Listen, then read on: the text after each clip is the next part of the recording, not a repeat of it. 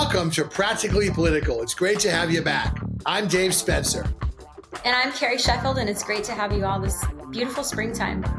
Well, as my comrade Carrie would say, let's get right to it. Okay, Carrie, as you know, there's been a lot of stuff in the news about Trump's financial situation or lack thereof, and how he's lagging way behind Biden in fundraising, and a lot of the money is being used to pay his legal fees. And now Laura Trump is running the RNC, so people are concerned about the grift. So my question for you is, do you think, what effect is it going to have on Trump's campaign, and what effect is it going to have on a lot of down-ballot candidates that are already worried that by the time the flow gets to them, it's going to be a trickle? You know, it's a good question, but I think it's a little too early to talk about that, because you're right that the RNC had less cash on hand when you combine RNC and Trump compared to Biden and DNC.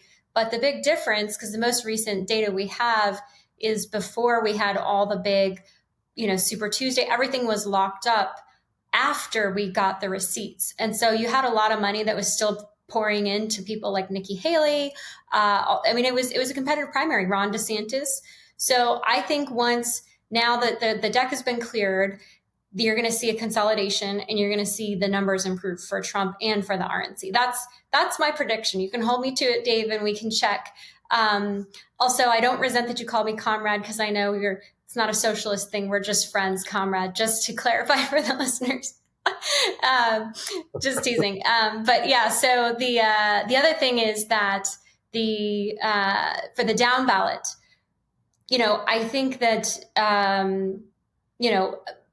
in some ways, each district in each state has to run its own candidate in its own posture toward Trump, because in some districts and areas, there's a lot of enthusiasm for Trump, and in some areas there's not. So I think being specifically tailored to your local populace to understand, more moderate versus more conservative, that's how you're being strategic about it and how you're going to fundraise. Because it's true that for a lot of Republican candidates, the Trump brand is like printing money, and they can hug him and raise money off it.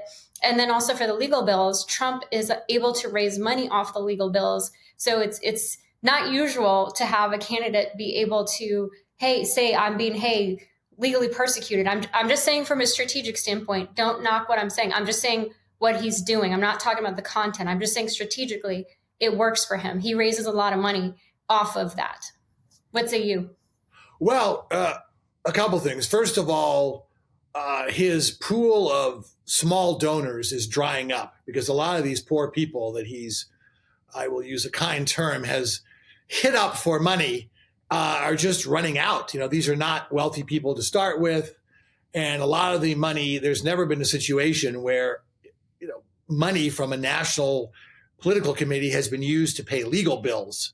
And then this is a new one. And I realize Trump's legal bills are staggering, but that's, to put it mildly, a question of self-immolation more than logistical issues. And also, as you say, here's this supposedly wealthy guy who is the victim, even though he's going from his country club to his private plane to, another country club or whatever.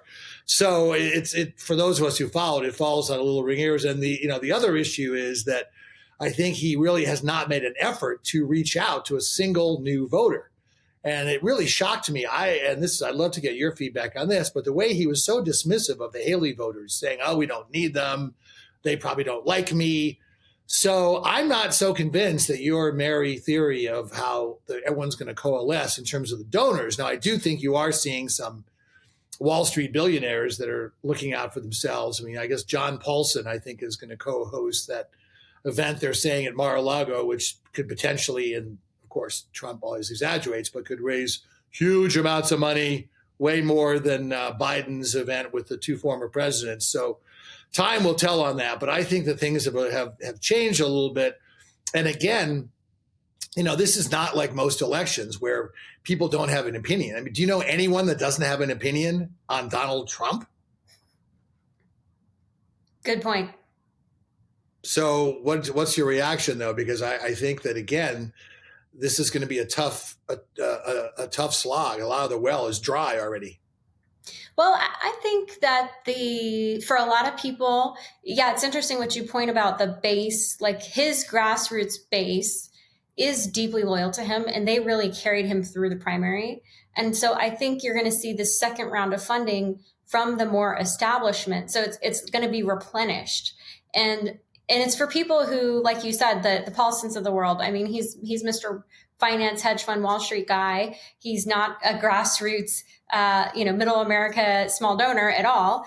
And so it's interesting. He is now looking at the macro picture here that I think for a lot of these big donors, to them, it's more than just one man. It's a whole administration. It's a whole bureaucracy that you're going to be bringing into the West Wing.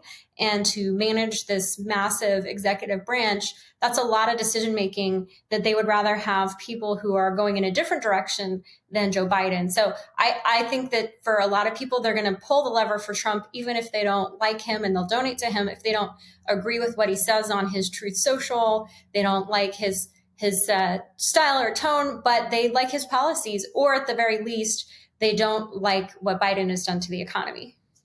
Well, we will see. And this is why the third party candidates can be so potentially damaging, because when you look at the so-called double haters, which is kind of a harsh term, but I would almost put myself sometimes in that category of people who don't really like either candidate, Biden does much better with those.